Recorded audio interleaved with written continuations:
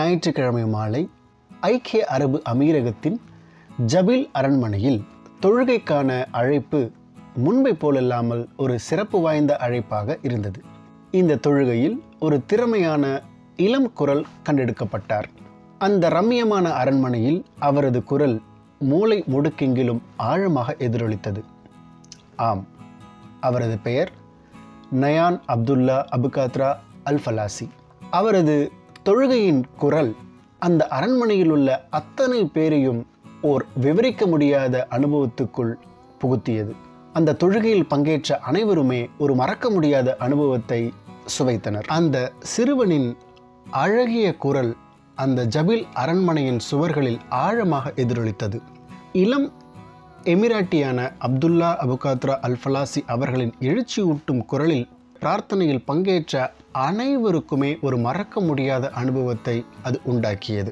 ஐக்கிய அரபு எமிரேட்ஸின் துணைத் தலைவரும் பிரதமரும் துபாய் ஆட்சியாளருமான மேன்மை தங்கிய ஷேக் முகமது பின் ரஷீத் அல் மக்தும் அரண்மனையில் சிறப்பு பிரார்த்தனை அழைப்ப முடித்த பிறகு அந்த சிறுவனை அழைத்து தன்னுடைய பாராட்டை அவருக்கு தெரியப்படுத்தினார். இந்த சம்பவம் நேரும் பொழுது துபாய் பட்டத்து இளவரசரும் துணை பிரதமருமான ஷேக் ஹம்தான் பின் முகமது ரஷீத் அல் மக்தூமும் கலந்து கொண்டார். ஆத்மார்த்தமான இந்த பிரார்த்தனையில் பொருந்தி போன அவரது குரலை பாராட்டி தொழுகைக்கு சுற்றுப்புறத்தில் உள்ள அழைக்கும் குரல் என்னும் ஒரு பட்டத்தை நயானுக்கு சூட்டினார்கள். மேலும் அவர் இந்த சமூகத்தின் ஒரு எழுச்சி நட்சத்திரமாகவும் மாறியுள்ளார்.